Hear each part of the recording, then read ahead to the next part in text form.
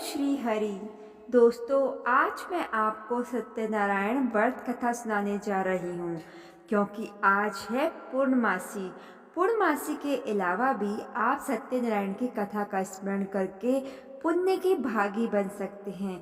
तो चलिए बिना देरी करे हुए शुरू करते हैं सत्यनारायण व्रत कथा।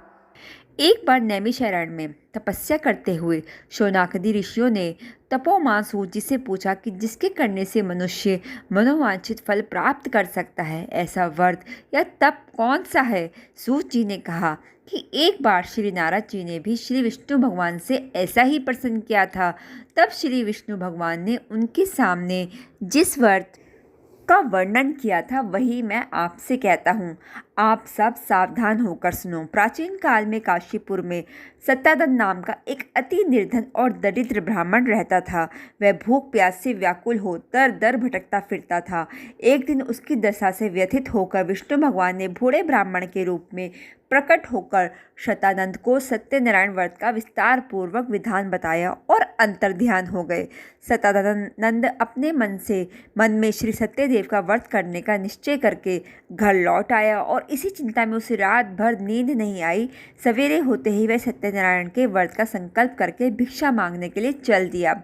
उस दिन उसे थोड़े ही परिश्रम से बहुत अधिक धन धान्य भिक्षा में प्राप्त हुआ। सायकाल घर पहुंचकर उसने बड़ी श्रद्धा के साथ श्री सत्यनारायण भगवान का विधि पूर्वक पूजन किया। भगवान सत्यदेव की कृपा से वह थोड़े ही दिनों में धनवान हो गया। जब तक जीवित रहा तब तक महीने के महीने श्री सत्यनारायण का व्रत और पूजन करता रहा। यह देह छोड़ने के बाद वह विष्णु लोक को गया।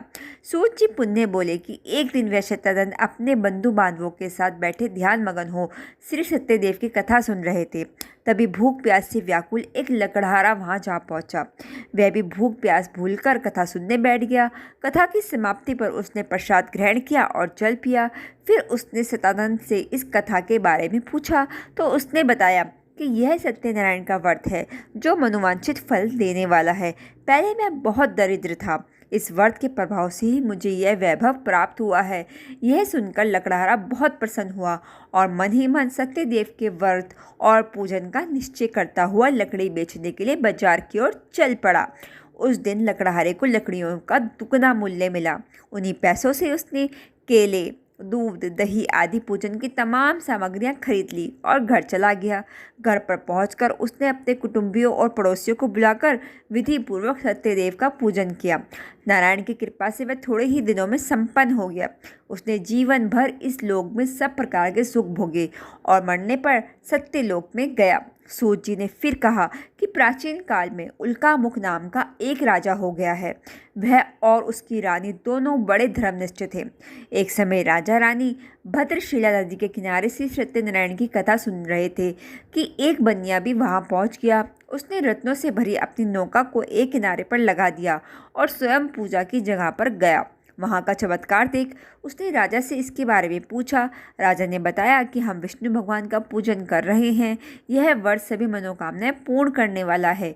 राजा के वचन सुन और प्रसाद पा बनिया अपने घर चला आया। घर पर पहुंचकर उसने अपनी पत्नी से व्रत का सब वृतांत कहा और संकल्प किया कि मैं भी संतान होने पर यह व्रत करूंगा। उसकी स्त्री का नाम लीलावती था। वह परम साध्वी और धर्मशील थी।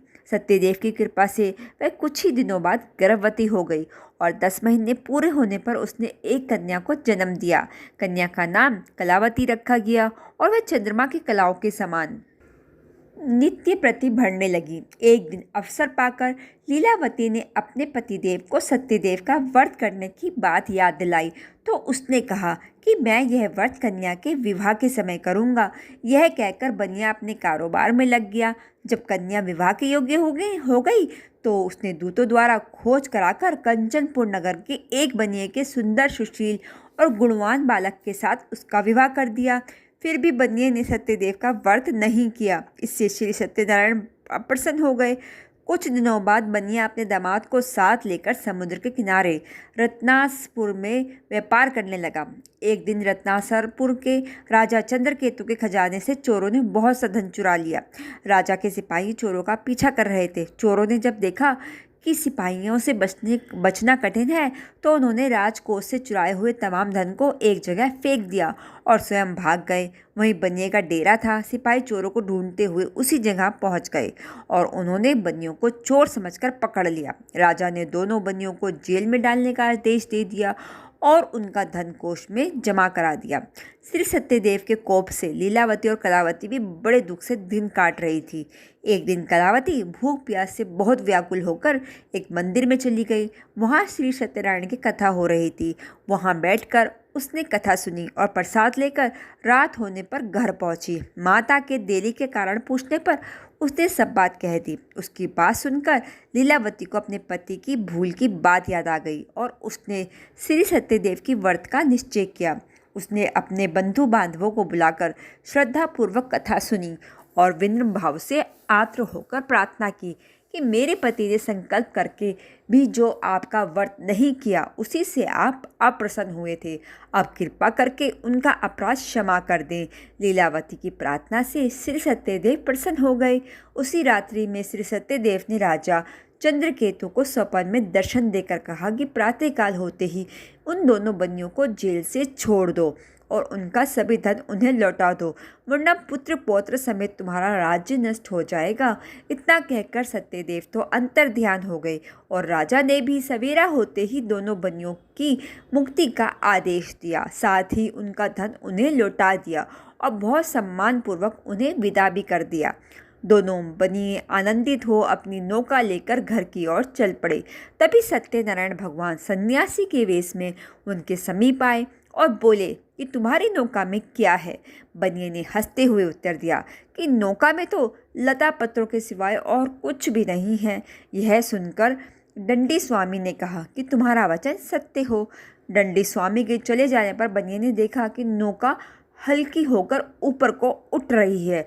उसने बड़े कुतूहल हुआ और यह देखकर कि नौका में तो सचमुच ही लता पत्र भरे हैं, वह बेहोश होकर गिर पड़ा। किंतु दामाद ने कहा कि इस प्रकार घबराने से काम नहीं चलेगा, यह सब उन दंडी स्वामी की करामात है, चलकर उनसे प्रार्थना की जाए तो फिर वैसा ही हो जाएगा। दामाद की बात मानकर बनिया दंडी स्वामी के पास पहुंचकर उनके चरणों में गिर पड़ा और बार बार उनसे क्षमा मांगने लगा। उनकी विनती प्रार्थना से भगवान ने प्रसन्न होकर उसे इच्छादित वरदान दिया और स्वयं उसी जगह अंतर्ध्यान हो गए। बनियों ने नाव के पास जाकर देखा तो वह धन रत्नों से भरी हुई थी।